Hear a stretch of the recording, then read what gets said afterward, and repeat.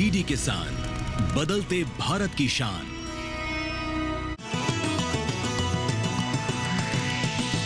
DD किसान, बदलते भारत की शान।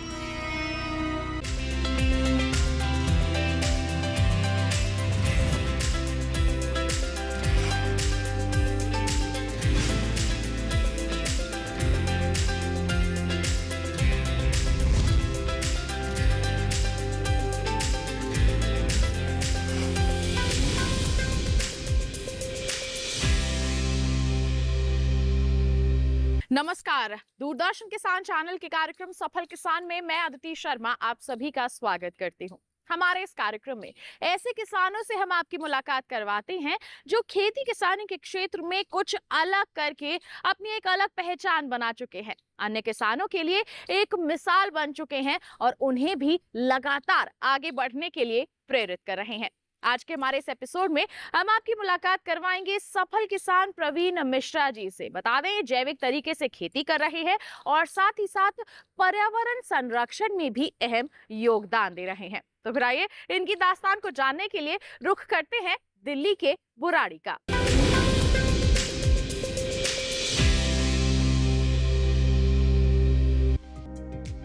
पर्यावरण संरक्षण दिल्ली जैसे बड़े शहर के लिए बेहद जरूरी है, जिसके सुधार में अपनी ओर से योगदान दे रहे हैं हमारे आज के सफल किसान प्रवीण मिश्रा, जो जैविक विधि को अपनाकर खेती कर रहे हैं। प्रवीण मिश्रा दिल्ली के बुराड़ी इलाके में खेती कर रहे हैं, साथ ही पर्यावरण से जुड़ी गतिविधियों पर अभ्यास भी करते हैं ताकि वे अन्य लोगों को पर्यावरण संरक्षण के महत्व को बता सकें। शहर में रहकर भी सीमित साधनों और सीमित जगह में कैसे बागवानी करें, इस पर भी वे काम कर रहे हैं। साथ ही अपने घरों की छत पर भी आसानी से विभिन्न प्रकार की सब्जियों और फलों को जैविक विधि से कैसे उगाया जा सकता है, इस विषय पर भी प्रवीण मिश्रा लोगों को जागरूक कर रहे हैं। आज के समय में पर्यावरण विषय काफ़ी चुनौतीपूर्ण और गंभीर होता जा रहा है और इस विषय को बहुत ही महत्वपूर्ण तरीके से समझने की ज़रूरत है। हम लोग बात करें तो सबसे पहले पहल अपनी ओर से होनी चाहिए पर्यावरण के प्रति सुधार की दिशा में। इस सुधार में यदि हम लोग देखते हैं तो स्वास्थ्य है, फिर खान पान है और फिर पूरे इस जगत का पर्यावरण भी है। जब हम अपने शरीर का ध्यान रखेंगे, अपने खान पान का ध्यान रखेंगे, तो हम लोग मिलजुल कर पर्यावरण को भी कुछ न कुछ योगदान कर सकते हैं। किसी भी आम इंसान की तरह रोजगार की तलाश में प्रवीण मिश्रा भी दिल्ली आए और इन्होंने यहाँ पर नौकरी भी की, लेकिन शहर में बढ़ते प्रदूषण और कुछ अलग करने की ललक ने इन्हें खेती की ओर बढ़ने को कहा। आज वे सफलतापूर्वक खेती कर रहे हैं और पर्यावरण संरक्षण की दिशा में प्रयासरत हैं। क्योंकि इन्होंने अपने घर की छत से ही बागवानी करनी शुरू की थी, इसमें इन्हें काफी मुश्किलों का सामना करना पड़ा। इनकी सफलता के पीछे कृषि विज्ञान केंद्र का भी बड़ा योगदान रहा है। शुरुआत में मैं दिल्ली आया रोजगार की तलाश में, और रोजगार की तलाश में जब दिल्ली आया तो दिल्ली में देखा कि प्रदूषण काफ़ी हद तक पूरे शहर को कहीं ना कहीं परेशान तो कर ही रहा है। तो हमने अपने घर में छोटा सा जगह था, वहाँ शुरुआत किया बागवानी का। बागवानी जब शुरू किया तो शुरुआती दौर में शहरी क्षेत्र में छत पर बागवानी करना काफ़ी चुनौतीपूर्ण कार्य है, क्योंकि यहाँ पर हम लोग उगा रहे थे अपनी सब्जियों को। तो कुछ फेल पास हमारी जर्नी रही, तो जहाँ फेल होता गया तो फिर मैं रुक किया कृषि विज्ञान केंद्र दिल्ली का। और कृषि विज्ञान केंद्र में कृषि वैज्ञानिकों के सानिध्य में कुछ एक जानकारी को लिया कि शहरी क्षेत्र में किस तरह से बागवानी की जाएगी। इसमें हम लोगों ने ट्रेनिंग को समझते हुए, फिर उस ट्रेनिंग के हर एक पहलू को ध्यान में रखते हुए कुछ शहरी, कुछ गांव का, कुछ प्रदूषण वाले जगह में कैसे काम किया जाए, उन चुनौतियों को कैसे समझा जाए और कुछ प्राकृतिक तरीके से बागवानी किस तरह से की जाएगी, इन सभी को समझते हुए समेकित कीट प्रबंधन अपने छत पर किस तरह से करना है और आने वाले समय की जो चुनौती है उसे समझते हुए गर्मी, सर्दी और बारिश के समय उससे पहले इंतजाम को कैसे किया जाए, इन सभी विषयों को भी समझा। बीते कुछ वर्षों से किसानों के बीच औषधीय पौधों की खेती करने का चलन बढ़ा है। परंपरागत खेती के साथ साथ औषधीय पौधों की खेती कर किसान भाई अपनी आय बढ़ा रहे हैं। औषधीय पौधों की खेती कम लागत में ज्यादा मुनाफा भी देती है। साथ ही इन पौधों की खास बात ये भी है कि इनके इस्तेमाल से कई प्रकार की दवा भी बनती है जो कई जटिल बीमारियों में कारगर भी साबित हो रही है। यही कारण है कि प्रवीण मिश्रा भी अपने खेत में कई तरह के औषधीय पौधों की खेती कर रहे हैं और अच्छा लाभ कमा रहे हैं।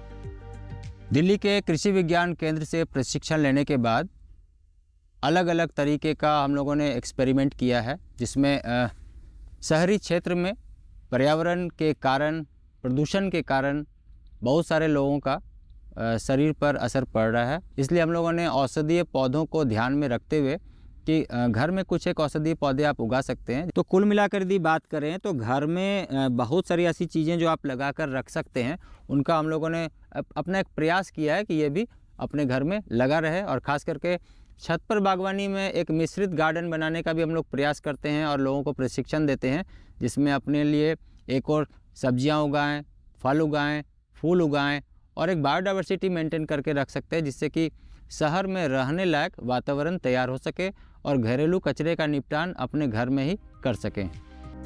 प्रवीण मिश्रा दिल्ली के बुराड़ी इलाके में 2.5 एकड़ फार्म में मिश्रित खेती करते हैं। इनका मानना है कि मौसम के अनुसार खेती करना किसानों के लिए बेहद लाभप्रद है। साथ ही फसलों में बदलाव करके भी अच्छी पैदावार हासिल की जा सकती है, जिससे से ज्यादा लाभ प्राप्त हो सकता है।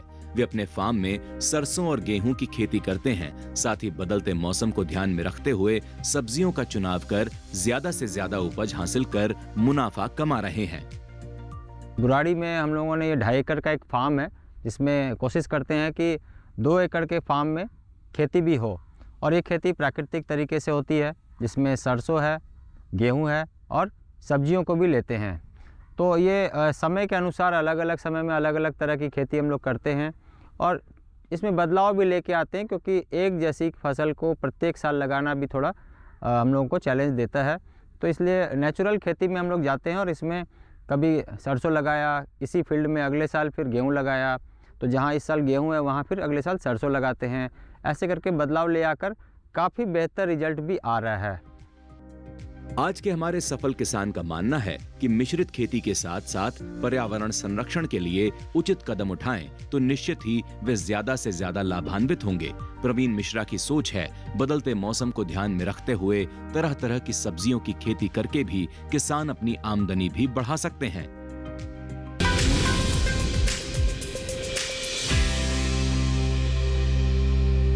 चर्चा को आगे और भी जारी रखेंगे, लेकिन फिलहाल रुक रहे हैं एक छोटे से ब्रेक के लिए। ब्रेक के बाद हम जानेंगे हमारे सफल किसान से कि कैसे मिश्रित खेती और साथ ही साथ पर्यावरण संरक्षण की दिशा में वो अन्य लोगों को प्रोत्साहित कर रहे हैं। बने रहिए दूरदर्शन किसान पर, देखते रहिए कार्यक्रम सफल किसान।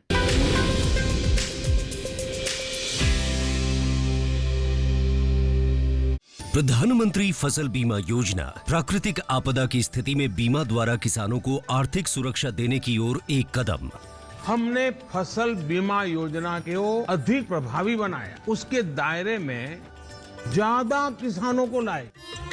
बढ़ता है विश्वास जब मिलती है सहूलियत। मेरी पॉलिसी मेरे हाथ। बढ़ता है विश्वास जब अपनी भाषा में मिलती है जानकारी। माझी पॉलिसी माझ्या हाती। बढ़ता है विश्वास जब पहुंचती है आपकी फसल बीमा पॉलिसी आप तक। हमारी पॉलिसी हमारे हाथ। बढ़ता है विश्वास जब पॉलिसी की एक एक बात समझाते हैं द्वार पर आकर। मेरी पॉलिसी मेरे हाथ अभियान के तहत बीमा कंपनियां पहुंचा रही हैं आपकी फसल बीमा पॉलिसी आपके द्वार। अपनी फसल बीमा पॉलिसी और जानकारी लेने जरूर आएं। फसल बीमा से संबंधित जानकारी के लिए हेल्पलाइन नंबर 14447 पर कॉल करें। फसल बीमा कराओ, सुरक्षा कवच पाओ।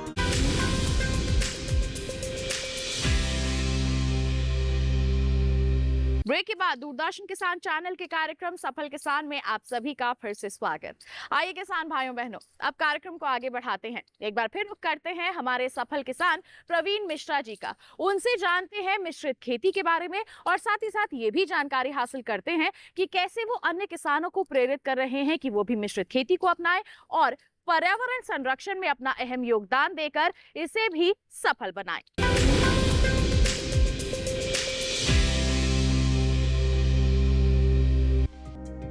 फसल चक्र पद्धति को अपनाकर वे अपने 2.5 एकड़ खेत में जैविक तरीकों से सरसों, गेहूं और अन्य सब्जियों की खेती करते हैं। इनका मानना है कि फसल चक्र पद्धति को अपनाकर खेती करने से मिट्टी की उर्वरा शक्ति काफी हद तक बढ़ जाती है, जिससे साल दर साल उपज अच्छी प्राप्त होने लगती है, जिसके कारण मुनाफे में भी अच्छी बढ़ोतरी देखी जा सकती है। साथ ही फसल कटाई उपरांत पराली और अवशेष प्रबंधन भी प्रवीण मिश्रा बेहद तरीके और समझदारी से करते हैं। इन अवशेषों को एक जगह इकट्ठा कर खाद बनाकर बचे अवशेष को खाद के रूप में फसल में ही उपयोग करते हैं, जो कि इन्हें तो लाभ देता ही है, साथ ही अन्य किसानों को ठीक ऐसा ही करने की प्रेरणा भी देता है। पराली की जहाँ तक बात करें तो चूंकि गेहूं में कुछ एक पराली निकलती है, तो हम लोगों ने उस पर जुताई करके और फिर थोड़े दिन छोड़ देते हैं। छोड़ने के बाद वो फिर डिकम्पोज होता है और डिकम्पोज होने के बाद फिर अगली फसल की हम लोग तैयारी उसी में कर देते हैं। या फिर मौसम में थोड़ा बदलाव ले आकर देखते हैं कि यदि हमारे पास कोई ऐसा फसल का अवशेष बच रहा है तो मजदूरी में थोड़ा मुनाफा हम लोगों को कम हो जाता है, मजदूरी में सारे खर्च करना पड़ता है, लेकिन लेबर लगाकर उन सभी चीज़ों को एक जगह जमा करते हैं और वो डिकम्पोज करते हैं, उनको फिर खाद बनाते हैं और अगले साल फिर उनका उपयोग हम लोग फिर खेती में करते हैं।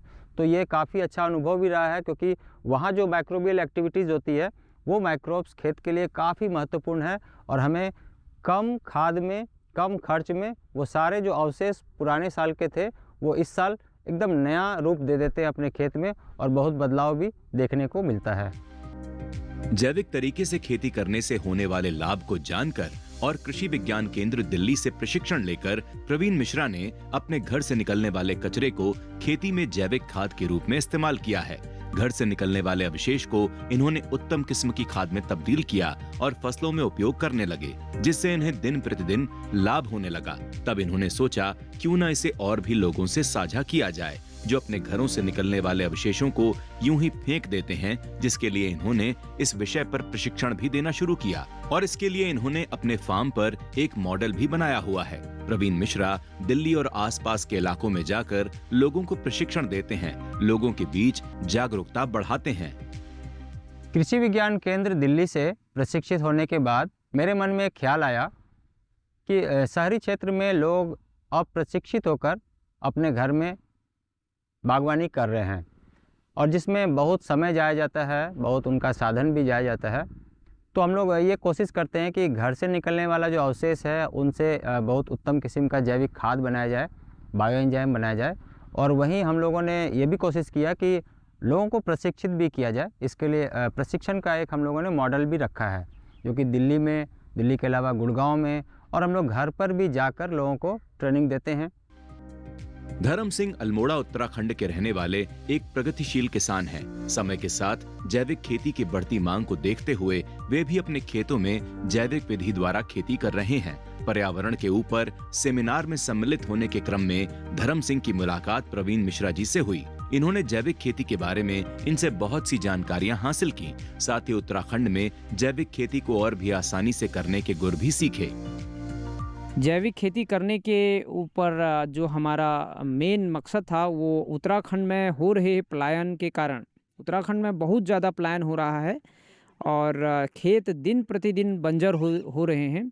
तो हमने सोचा क्यों ना इन खेतों में जो है ऑर्गेनिक खेती को किया जाए, जैसे कि आज के समय की एक मांग हो गई है। तो इसी बीच हमारी मुलाकात प्रवीण मिश्रा सर, जो कि बुराड़ी में ऑर्गेनिक फार्मिंग करते हैं और दिल्ली में अर्बन किचन गार्डनिंग पर ट्रेनिंग भी देते हैं, उनसे मुलाकात होती है दिल्ली यूनिवर्सिटी में। ये मुलाकात बहुत अच्छी मुलाकात थी और उसके बाद उन्होंने हमको कई चीज़ें बताई और हमने भी उनकी कई बातों को अपने जहन में लेके उत्तराखंड में और अच्छे से करने के लिए कुछ बातों को उनसे लिया। और सबसे बड़ी बात ये रही कि उनके अंडर जो बहुत सारे अर्बन गार्डन किचन गार्डन की ट्रेनिंग कर रहे हैं वो लोग भी बहुत सारे हैं, तो वो इस चीज़ को समझते हैं, जिसका समझ जो है ऑर्गेनिक के ऊपर है तो एक बहुत आसान हो जाता है मार्केट को करने के लिए। तो वो लोग आज की डेट में हमसे हमारे जैविक उत्पादों को लेते हैं और हम कई चीज़ें जो हम चैलेंज फेस कर रहे हैं उत्तराखंड में वो हम डिस्कस करके कई जगहों पर प्रवीण मिश्रा सर से निजात पाते हैं उन चीज़ों के ऊपर। बाजार में ऑर्गेनिक तरीके से उपजी सब्जियों और अनाजों की मांग बढ़ी है। इस मांग की पूर्ति करने के लिए हमारे किसान भाई जैविक तरीके से खेती कर बाजार में अपनी उपज के अच्छे दाम प्राप्त भी कर रहे हैं। आज के हमारे सफल किसान प्रवीण मिश्रा भी जैविक तरीके से विभिन्न तरह के अनाज और सब्जियां उगाकर अच्छा मुनाफा कमा रहे हैं।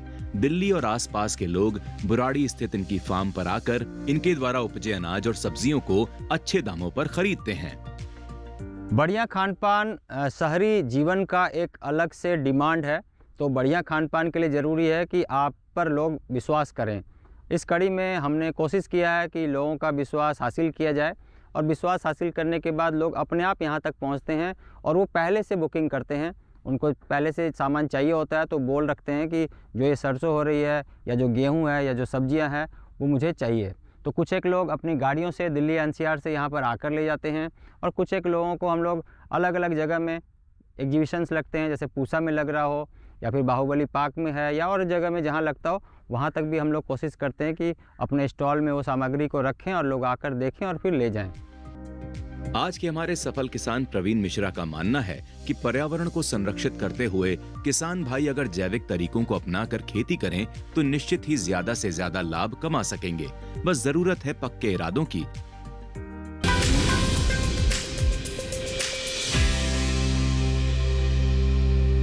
कार्यक्रम में फिलहाल वक्त हो चला है एक और छोटे से ब्रेक का। आपका हिम्मत जाइए। ब्रेक के बाद हम हमारे सफल किसान से जानेंगे जैविक खेती करने के तरीकों के बारे में, जैविक खेती का महत्व क्या है इसको समझेंगे, और साथ ही साथ पशुपालन की इसमें क्या भूमिका है इस पर भी प्रकाश डालेंगे। बने रहिए दूरदर्शन किसान पर, देखते रहिए कार्यक्रम सफल किसान।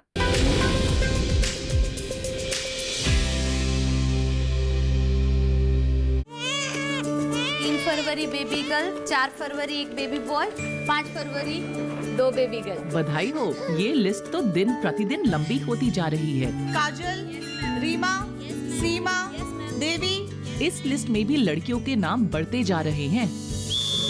Hema, yes sir. Mriti, yes sir. Shalini, yes sir. सब आगे आ जाए। लिस्ट तो ये भी लंबी होती जा रही है। ये लंबी लिस्ट हमसे विकसित भारत बनने का अंतर छोटा कर रही है। 21वीं सदी की नारी शक्ति विकसित भारत का बहुत बड़ा आधार है। विकास में बेटियों की भागीदारी की बधाई। 8 मार्च अंतर्राष्ट्रीय महिला दिवस की बधाई।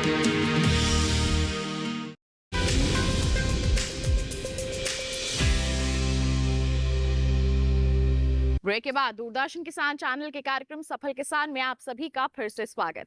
आइए किसान भाइयों बहनों, हमारे सफल किसान प्रवीण मिश्रा जी से जानते हैं जैविक खेती के महत्व के बारे में। पशुपालन कितना जरूरी है जैविक खेती के लिए, इसके बारे में उनसे जानकारी हासिल करते हैं।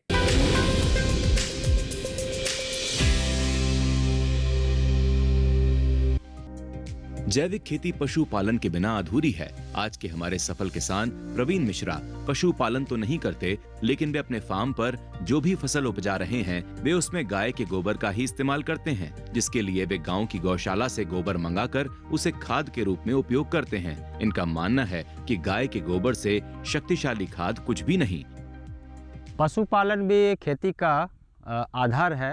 यदि पशुपालन है तो खेती है, और यदि हम लोग बात करें प्राकृतिक खेती या जैविक खेती की तो गाय के गोबर में असंख्य माइक्रोब्स होते हैं जो कि मिट्टी की सेहत के लिए काफ़ी उपयोगी है। यदि इसे किसान सही तरीके से समझ जाएं और उपयोग करने के तरीके को समझ जाएं तो इससे बढ़िया कोई भी खाद नहीं है, क्योंकि पौधों को जो पोषक तत्व चाहिए वो गोबर में ज़्यादातर उपलब्ध होते हैं, या फिर मिट्टी के जो माइक्रोब्स हैं उनको ट्रैवल करने के लिए, उनको डेवलप करने के लिए और अपनी संख्या को बढ़ाने के लिए भी गोबर का काफ़ी महत्व है।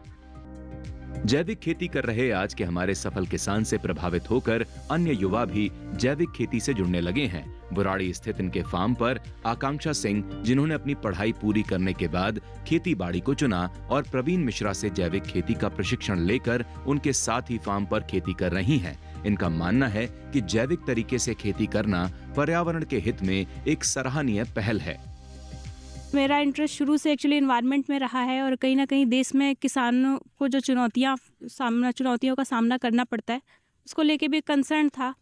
तो यहाँ पे मुझे प्रवीण सर मिल गए, वो जो कि अर्बन गार्डनिंग की ट्रेनिंग देते थे, और उनसे हम लोग जुड़े और मैंने यहाँ से आकर ट्रेनिंग लिया, सीखा, और जो पहले का मेरा इंटरेस्ट था एनवायरनमेंट में या खेती किसानी में जो भी इंटरेस्ट था वो और डेवलप होता चला गया। अब अर्बन फील्ड है तो यहाँ पे चैलेंजेस भी बहुत ज़्यादा हैं, कभी धूप ज़्यादा है, कभी बारिश है, कभी ठंड का मौसम ज़्यादा है।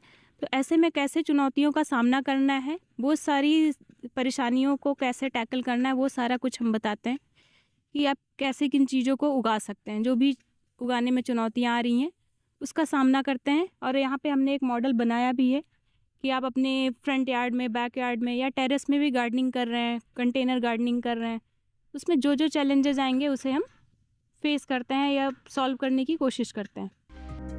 आज के हमारे सफल किसान प्रवीण मिश्रा जैविक तरीके से खेती करते हैं। साथ ही वे आने वाले समय में जैविक विधि को अपनाकर खेती करने के लिए लोगों के बीच जागरूकता भी बढ़ा रहे हैं। उनका मानना है कि भविष्य में जैविक तरीके को अपनाकर ही खेती करना लाभदायक सिद्ध होगा। चाहे बात सेहत की हो या फिर पर्यावरण संरक्षण की, जैविक तरीके से की गई खेती ही सफलता दिलाएगी। खेतीबाड़ी जीवन का आधार है और यदि स्वस्थ रहना है तो खेतीबाड़ी को अपनाना होगा। और यदि आप खेतीबाड़ी नहीं अपनाएंगे तो कुछ एक समय ऐसा समय आ जाएगा जहां पर अच्छा खान पान मिलना बड़ा मुश्किल हो जाएगा। इससे अच्छा है कि कुछ भी ना सही हो तो अपने घर में, अपने छत पर उगाएं। यदि उसके बाद आप सफल होते हैं तो छोटा सा पैच लें, छोटा सा जगह लें। इसके बाद आप सफल होते हैं तो बड़े से जगह में करें। और इसके बाद भी आप सफल हो जाते हैं तो प्रशिक्षण के द्वारा आप लोगों तक भी ये जानकारी पहुंचा सकते हैं। तो इसी उद्देश्य को लेकर चल रहे हैं कि 1 करोड़ भारतीयों के छत पर सब्जियों को उगाया जाए, उनको इस तरह से प्रशिक्षित किया जाए कि उनके अंदर अच्छे खान पान की ललक पैदा हो और वो फिर फार्मिंग की ओर मुड़े। तो हमारी शुरुआत ये होती है कि हम लोगों को प्रशिक्षित करें और जो कुछ भी ज्ञान है ये लोगों तक पहुंचाएं। इसी प्रयास में लगे हुए हैं और 2027 तक का एक लक्ष्य लेकर चल रहे हैं जहां पर ज़्यादा से ज़्यादा और अच्छे लोग पहुंचेंगे और जुड़ेंगे। और इसी लक्ष्य को लेकर हम लोग चल रहे हैं कि भारत में कम से कम 1 करोड़ लोगों तक हमारी पहुंच बन जाए। हमारे आज के सफल किसान प्रवीण मिश्रा न सिर्फ लोगों के बीच जैविक खेती के बारे में जागरूकता फैलाने का काम कर रहे हैं, बल्कि लोगों को पर्यावरण को बचाने के लिए भी जागरूक कर रहे हैं। इनका मानना है कि बड़े शहरों में खेती और बागवानी का काम बेहद चुनौती भरा है। ऐसे में जैविक तरीके से खेती करना लाभ दिला सकता है। किसान भाइयों को विभिन्न प्रकार के फूल और बड़े पेड़ों को भी लगाना चाहिए, जहां चिड़ियों को भी आश्रय मिल सके।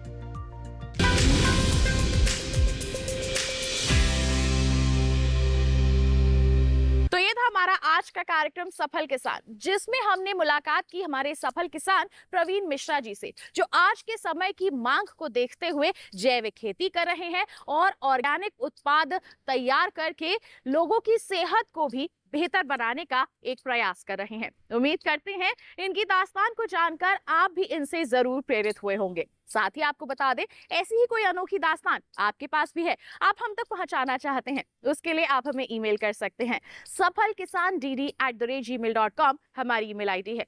आप हमें पत्र लिखिए, पता है हमारा सफल किसान, कमरा नंबर 77, CPC दूरदर्शन, खेलगांव, नई दिल्ली 110049। तो इसी वादे के साथ किसान भाइयों बहनों, अगले अंक में हम फिर होंगे हाजिर एक ऐसी ही अनोखी दास्तान लेकर। तब तक के लिए हमें दीजिए इजाजत, लेकिन आप बने रहिए दूरदर्शन किसान पर। नमस्कार।